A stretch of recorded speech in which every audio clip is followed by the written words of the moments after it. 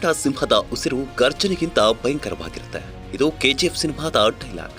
ಆದರೆ ಇದು cinema dialogue ಆದ್ರೂ ಈಗ ರಾಜ್ಯ ರಾಜಕೀಯದ ಪರಿಸ್ಥಿತಿಯನ್ನ ವಿವರಿಸುತ್ತಿದೆ. ಯಾಕಂದ್ರೆ ಕಮಲದಿಂದ ಉಚ್ಚಾಟನೆಗೊಂಡಿರೋ ಹಿಂದೂ ಫೈರ್ ಬ್ರ್ಯಾಂಡ್ ಬಸವನಗೌಡ ಯತ್ನಾಳ್ ಈಗ ಗಾಯಗೊಂಡ ಸಿಂಹದಂತಾಗಿದ್ದಾರೆ. ಅವರ ಕೋಪ ತಾಪಗಳೆಲ್ಲ ಈಗ ಒಟ್ಟಿಗೆ ಸೇರಿ ಭಯಂಕರ ಉಸಿರಿನೊಂದಿಗೆ ಗರ್ಜಿಸಲು ತುದಿಗಾಲಲ್ಲಿ ನಿಂತಿದ್ದಾರೆ. ಒಡೆದ ಕಮಲ ನೂತನ ಪಕ್ಷ ಉಗಮ. ಯುಗಾದಿಗೆ ಯತ್ನಾಳರ ನ್ಯೂ ಪಾರ್ಟಿ ಲಾಂಚ್.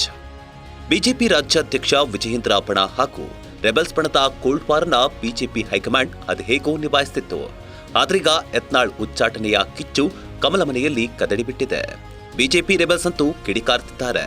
ಇನ್ನೊಂದು ವಿಚಾರ ನೆನಪಿರ್ಲಿ, ಪಕ್ಷದಿಂದ ಹೊರ ಹಾಕಿದ್ರು ಯತ್ನಾಳರದ್ದು ಸುಮ್ಮನೆ ಮನೆಯಲ್ಲಿ ಕೂರೋ ಜಾಯಮಾನ ಅಲ್ಲವೇ ಅಲ್ಲ. ಅದರ ಮುಂದುವರಿದ ಭಾಗವಾಗಿಯೇ ಈಗ ಹೊಸದೊಂದು ಪಕ್ಷ ಜನ್ಮ ತಳೆಯೋ ಕಾಲ ಸನ್ನಿಹಿತವಾದಂತಿದೆ.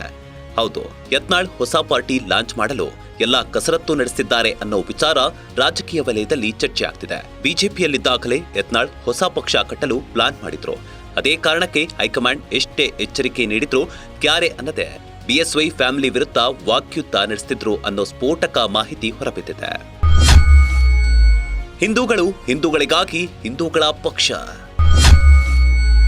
ಏನಿದು ಬಸವನಗೌಡ ಯತ್ನಾಳರ ಸ್ಟ್ರಾಟಜಿ? ಎಸ್, ಯತ್ನಾಳ್ ಈಗ ಹೊಸ ಪಾರ್ಟಿ ಕಟ್ತಾರೆ ಅನ್ನೋದು ಭಾರಿ ಚರ್ಚೆ ಆಗ್ತಿದೆ. ಮತ್ತೊಂದು ವಿಚಾರ ಅಂದ್ರೆ ಯತ್ನಾಳ್ ಹಿಂದುತ್ವದ ಅಲೆ ಸೃಷ್ಟಿಸಿದವರು. ಬಿಜೆಪಿಯು ಹಿಂದುತ್ವದ ಅಜೆಂಡಾ ಹೊಂದಿದ್ರಿಂದ ಅದರಲ್ಲಿ ಅಡ್ಜಸ್ಟ್ ಆಗಿದ್ರು. ಆದ್ರೀಗ ಬಿಜೆಪಿಯಿಂದ ಉಚ್ಚಾಟನೆ ಆಗಿದ್ರಿಂದ ಯತ್ನಾಳ್ ಜೆಡಿಎಸ್ಗೆ ಸೇರೋಣ ಅಂದ್ರೆ ಅವರೇ ಬಿಜೆಪಿ ಜೊತೆಗೆ ಮೈತ್ರಿ ಮಾಡಿಕೊಂಡಿದ್ದಾರೆ. ಹೀಗಾಗಿ ಜೆಡಿಎಸ್ ಬಾಗಿಲು ಮುಚ್ಚಿದಂತೆ. ಮತ್ತೊಂದೆಡೆ ಕಾಂಗ್ರೆಸ್ ಸೇರೋಣ ಅಂದ್ರೆ ತಮ್ಮ ಹಿಂದುತ್ವದ ತತ್ವಗಳು ಅಡ್ಡಿಯಾಗ್ತವೆ. ಮತ್ತೆ ಯತ್ನಾಳ್ ಪಾಲಿಗೆ ಕಾಂಗ್ರೆಸ್ ಬಾಗಿಲು ಕ್ಲೋಸ್ ಆಗಿದೆ ಅಂತ ಹೇಳಲಾಗ್ತಿದೆ. ಇದೇ ಕಾರಣಕ್ಕಾಗಿ ಹಿಂದೂಗಳು ಹಿಂದೂಗಳಿಗಾಗಿ ಹಿಂದೂಗಳ ಪಕ್ಷವನ್ನ ಯತ್ನಾಳ್ ಹುಟ್ಟು ಹಾಕಲು ಸಜ್ಜಾಗಿದ್ದಾರೆ.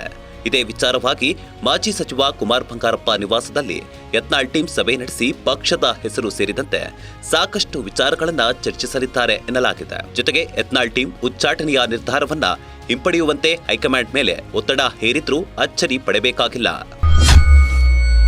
ಹೊರಬಿದ್ರೂ ಕುಗ್ಗಲಿಲ್ಲ ಯತ್ನಾಳ್ ಪವರ್. ಮತ್ತಷ್ಟು ಶಾಸಕರು ಬಿಜೆಪಿಯಿಂದ ಹೊರಬರ್ತಾರಾ? ಯತ್ನಾಳ್ ಉಚ್ಚಾಟನೆಯಿಂದ ಬಿಜೆಪಿ ರೆಬೆಲ್ಸ್ಗೆ ಭಾರಿ ಹಿನ್ನಡೆಯಾಗಿತ್ತು. ಸಾಕಷ್ಟು ಅಸಮಾಧಾನ ಹೊರಹಾಕ್ತಿದ್ದಾರೆ. ಮುಂದೆ ತಮಗೂ ಇಂಥ ಸನ್ನಿವೇಶ ಬಂದರೂ ಹೇಳೋಕ್ಕಾಗಲ್ಲ ಅಂತ ಸಾಕಷ್ಟು ನಾಯಕರು ಪಕ್ಷ ಬಿಟ್ಟು ಯತ್ನಾಳರ ಹೊಸ ಪಕ್ಷ ಸೇರಲು ಪ್ಲಾನ್ ನಡೆಸಿದ್ದಾರೆ ಅನ್ನೋ ಮಾಹಿತಿ ಹೊರಬಿದ್ದಿದೆ. ಇದಕ್ಕೆ ಪುಷ್ಟಿ ಕೊಡುವಂತೆ ರೆಬೆಲ್ ತಂಡ ಮುಂಚೂಣಿ ನಾಯಕ ರಮೇಶ್ ಜಾರಕಿಹೊಳಿ, ಮಾಜಿ ಸಚಿವ ಶ್ರೀರಾಮುಲು ಸೇರಿದಂತೆ ಸಾಕಷ್ಟು ಬಿಜೆಪಿ ನಾಯಕರು ಯತ್ನಾಳ್ ಪರ ಬ್ಯಾಟ್ ಬೀಸಿದ್ದು ಯತ್ನಾಳ್ ಏಕಾಂಗಿ ಅಲ್ಲ ಅನ್ನೋ ಸಂದೇಶ ರವಾನಿಸಿದ್ದಾರೆ. ಚರ್ಚೆ ಮಾಡ್ಕೊಂಡು ಸರಿಪಡಿಸ್ಬೇಕು. ನಾವು ಬಿಜೆಪಿ ಮುಂದುವರ ಯತ್ನಾಳ್ ಆಯ್ತು, ರಮೇಶ್ ಜಾರಕಿಹೊಳಿ ನಮ್ಮ ಟೀಮ್ ಆಯ್ತು. ಬಿಜೆಪಿ ಪ್ರಶ್ನೆ ಇಲ್ಲ. ನಾವು ಬಿಜೆಪಿಯಲ್ಲೇ ಇದ್ದು ಬಿಜೆಪಿನ 28ಕ್ಕೆ ಇಲೆಕ್ಷನ್ ಆಗೈತೋ ಅದಕ್ಕೆ ಮೊದಲು ಆಕೈತೋ. ಮತ್ತು ಭಾರತೀಯ ಜನತಾ ಪಕ್ಷ ರಾಜ್ಯದಲ್ಲಿ 120 ಸೀಟ್ ತರಲಿಕ್ಕೆ ಯಾವ್ದು ಬೇಕತ್ರ ನಾವು ದುಡಿತೇವೆ. ನಾವು ಏನೂ ಗೊಂದಲಿಲ್ಲ, ಏನಂತದ ಸಮಸ್ಯೆ ಇಲ್ಲ. ಏನೋ ಕೆಟ್ಟ ಗಳಿಗೆದು. ಯಾಕಂದ್ರೆ ಸೂರ್ಯ ಕ್ಷೇತ್ರ ಗ್ರಹಣ ಇಡ್ತೈತಿ. ಗ್ರಹಣ 100% ಹೈಕಮಾಂಡ್ 100 ನಿನ್ನೆ ಮಾತಾಡಿದೆ. 100% ರಿವೋಕ್ ಆಕೈತೆ. ನನ್ನ ಪೂರ್ಣ ವಿಶ್ವಾಸದೆ. ಯಾರು ಕೇಳಿರ್ಲಿ ಏನಿರ್ಲಿ ಅದನ್ನ ದೊಡ್ಡ ವಿಷಯ ಅಲ್ಲ. ಅದ ಈಗ ಹೇಳುದಿಲ್ಲ. ಇವತ್ತು ಒಂದೇ ಬಹುಶಃ ಯತ್ನಾಳ್ ಸಂಬಂಧ ಪ್ರೆಸ್ ಕಮಿಟಿ ಹೇಳ್ತಾನೆ. ಯಾಕಂದ್ರೆ ನೀವು ಒಂಟಿ ಆದ್ರೂ ಎಲ್ಲದಿಲ್ಲ, ನಾವೆಲ್ಲರೂ ಕಟ್ಟೋದು ಯತ್ನಾಳ್ ಹ್ಯಾಪಿ ನಿಂತೈತೆ. ಯತ್ನಾಳ್ ಪರವಾಗಿ ನಾವೆಲ್ಲ ಮಾತು ಮನೆ ಹೊಡೆದು ಭಾರತೀಯ ಜನತಾ ಪಕ್ಷ ಮುಂದುವರಿತೇವೆ. ಯತ್ನಾಳ್ ಬೆನ್ನಿಗೆ ನಿಂತ ಮಠಾಧೀಶರು. ಬಿಜೆಪಿಯ 60 ಸ್ಥಾನ 30ಕ್ಕೆ ಇಳಿಯುತ್ತಾ. ಇನ್ನು ಯತ್ನಾಳ್ ಬೆನ್ನಿಗೆ ಲಿಂಗಾಯತ ಪಂಚಮಸಾಲಿ ಪೀಠದ ಜಯಮೃತ್ಯುಂಜಯ ಸ್ವಾಮೀಜಿ ನಿಂತಿದ್ದು ಉಚ್ಚಾಟನೆಯ ಆದೇಶವನ್ನ ಹಿಂಪಡೆಯುವಂತೆ ಬಿಜೆಪಿ ವರಿಷ್ಠರಿಗೆ ಆಗ್ರಹಿಸಿದ್ದಾರೆ. ಒಂದು ವೇಳೆ ಆದೇಶವನ್ನ ಏಪ್ರಿಲ್ 10ರ ಒಳಗೆ ಹಿಂಪಡೆಯದೆ ಹೋದ್ರೆ ಬೃಹತ್ ಹೋರಾಟ ಮಾಡುವ ಎಚ್ಚರಿಕೆ ನೀಡಿದ್ದಾರೆ. ಜೊತೆಗೆ ಲಿಂಗಾಯತ ಶಾಸಕರು ಬಿಜೆಪಿ ಬಿಟ್ಟು ಬರಬೇಕು ಅಂತ ಕರೆ ನೀಡಿದ್ದಾರೆ. ಇದೀಗ ಬಿಜೆಪಿಗೆ 60 ಸ್ಥಾನವಿದೆ. ಮುಂದಿನ ಚುನಾವಣೆಯಲ್ಲಿ 30ಕ್ಕೆ ಇಳಿಯಲಿದೆ ಅಂತ ವಾರ್ನಿಂಗ್ ಕೊಟ್ಟಿದ್ದಾರೆ. ಒಟ್ನಲ್ಲಿ ಬೂದಿ ಮುಚ್ಚಿದ ಕೆಂಡದಂತಿರುವ ಬಿಜೆಪಿ ಪರಿಸ್ಥಿತಿ ಯಾವಾಗ ಬೇಕಿದ್ರೂ ಸ್ಫೋಟಿಸಬಹುದು.